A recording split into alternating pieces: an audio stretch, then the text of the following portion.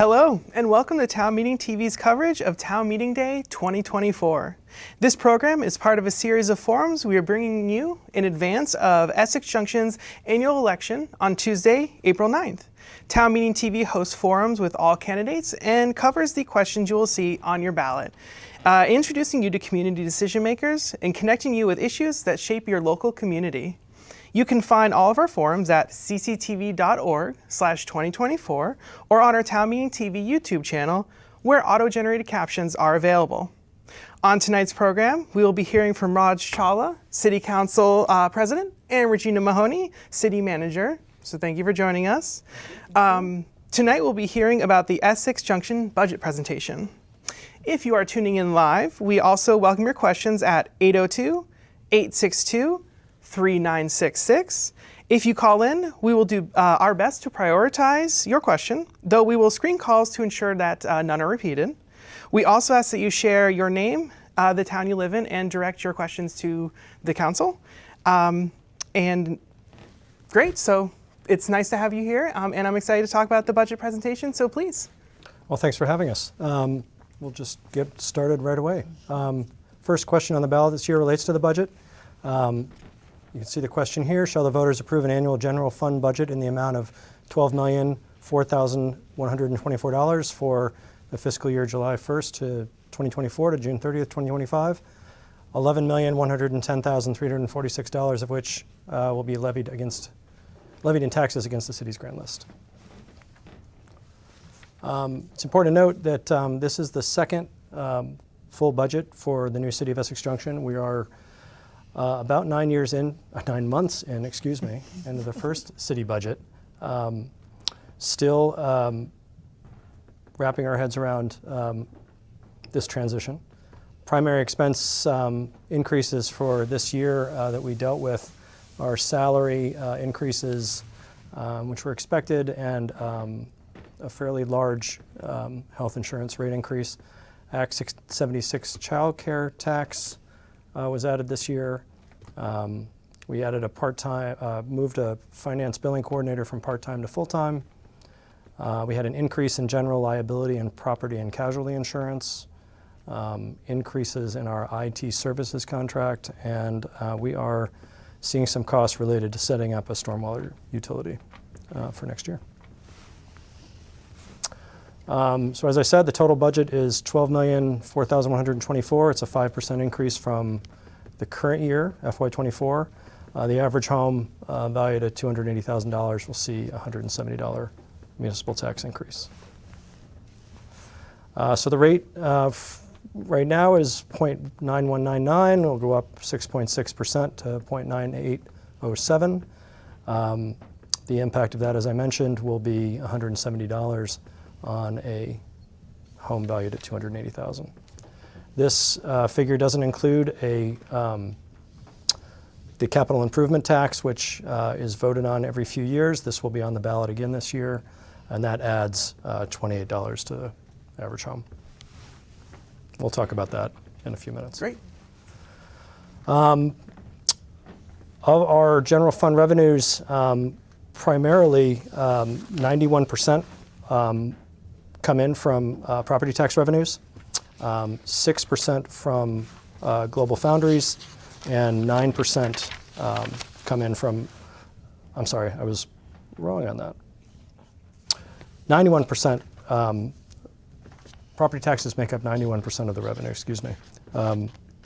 74% come from residential properties, 11% from businesses, and 6% from the Global Foundries property. Yeah, those pesky labels on this slide don't show up. Yeah, they don't quite. Second time around. Yeah, they don't transfer when we come by. I don't know what's going on with that, but and we can dive in a little deeper. The largest expense in this year's general fund budget is Health and Human Services, which includes Essex Rescue and the police contract we have with the Essex Police Department. It's about 25% of the budget. The next highest budget department is our Streets Public Works Department, which is 13%. Recreation, the administration budget for the Recreation Department is 9%. 5%, and our Brownell Library accounts for 8% of the budget. Apologize for the labels on this slide, but that is a breakdown, and this PowerPoint will also be available on our city's website and available when we have our annual meeting. Great. I was just going to on the ask. 1st.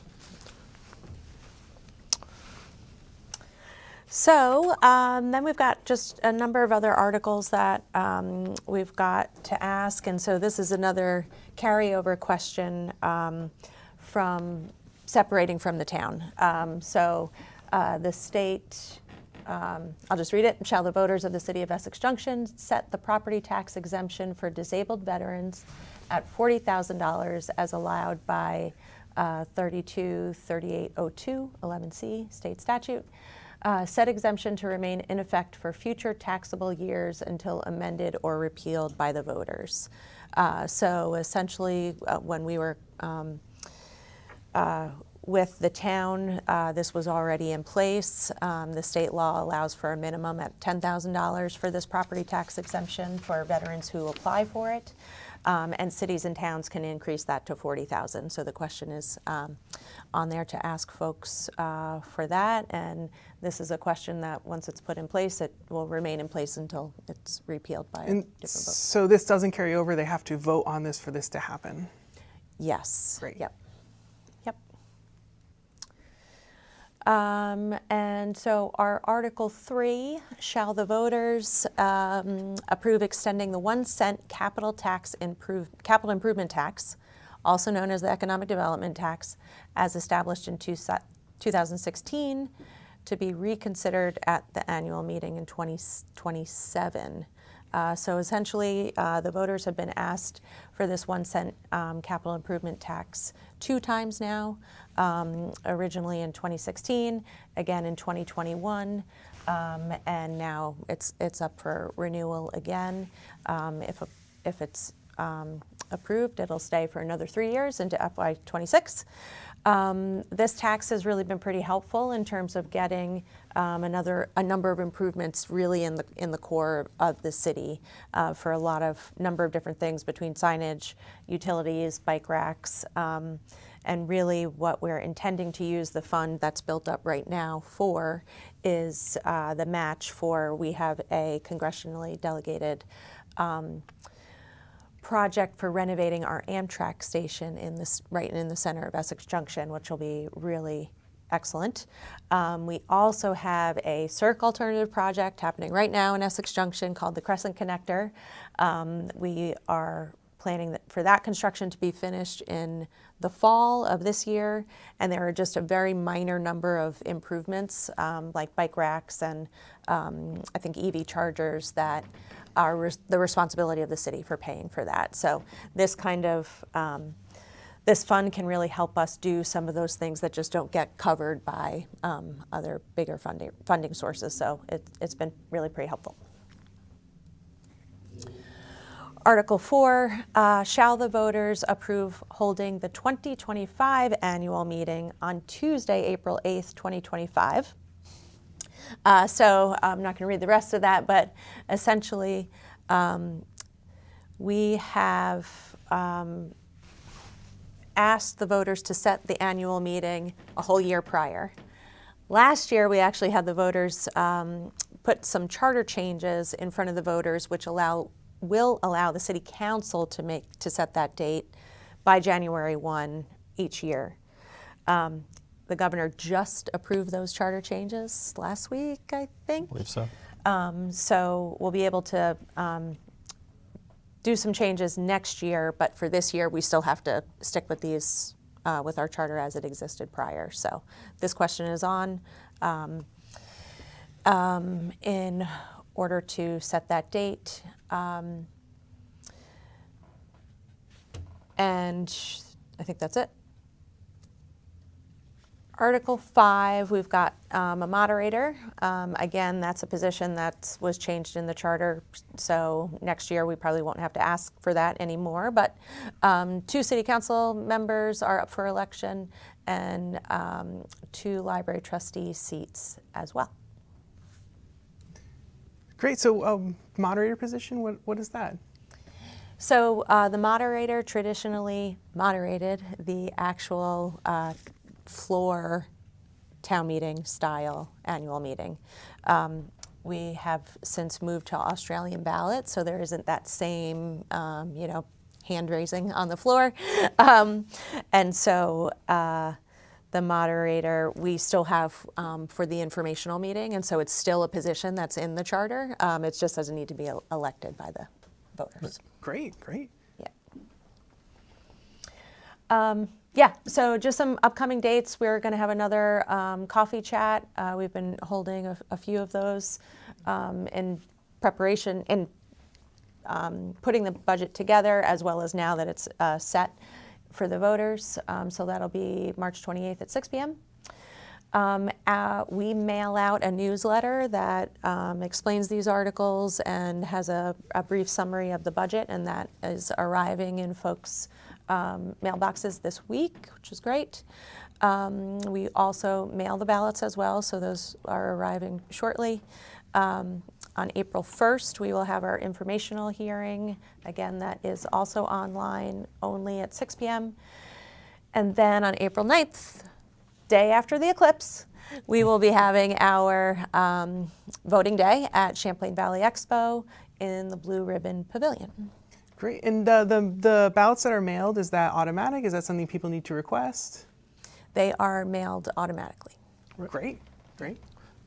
We should also point out the annual report is now available on our website if folks want to download a copy of that. Are there printed copies? There are, yep. So folks can either come in or ask us if they'd like one mailed to them. Great. Yeah. Anything you are particularly excited about, or anything you're looking forward to for the city? Oh boy. We're wrapping up a strategic planning process. It was one of the things we wanted to do as we transitioned to becoming a new city. We've just launched a second survey for that, which will ask residents to prioritize some larger themes. And then once that closes, hopefully in the next 4 to 6 weeks, we'll have some results from the process, and we're really looking forward to diving into those results and seeing what's next, seeing where the community wants us to prioritize, and going from there. So that's something that comes immediately to mind. Great. This budget process was pretty interesting. We've had a lot of pressure as other communities have faced as well, from inflation and other rising costs.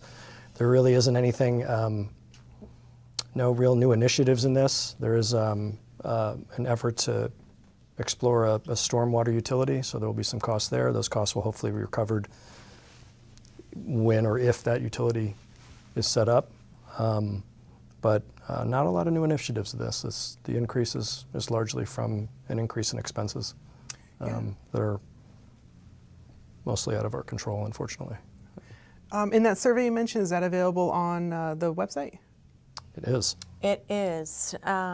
This URL takes you directly to our annual meeting page, but that if you go to essexjunction.org, that should be able to find it right there on the front page. And we're going to have that open for a number of weeks, so it'll be great if folks can participate in that. We've got all kinds of awesome things that people want to do, so it'll be really helpful to the council to sort of figure out how to kind of focus and prioritize that as we're moving forward here in the intro years of the city. Great. Well, if that's everything, then I'll close us out. Thank you very much for being here. Thank you. Thank you for tuning in to Town Meeting TV's ongoing coverage of local candidates, local budgets, and ballot items. You can find this and many other forums at cctv.org/2024 or on our Town Meeting TV YouTube channel. Voting for Essex Junction is the day after the eclipse, April 9th. April 9th. And where's the location again? It's at the Champlain Valley Expo Blue Ribbon Pavilion. Great. And thank you very much. And thank you for watching and sharing with Town Meeting TV.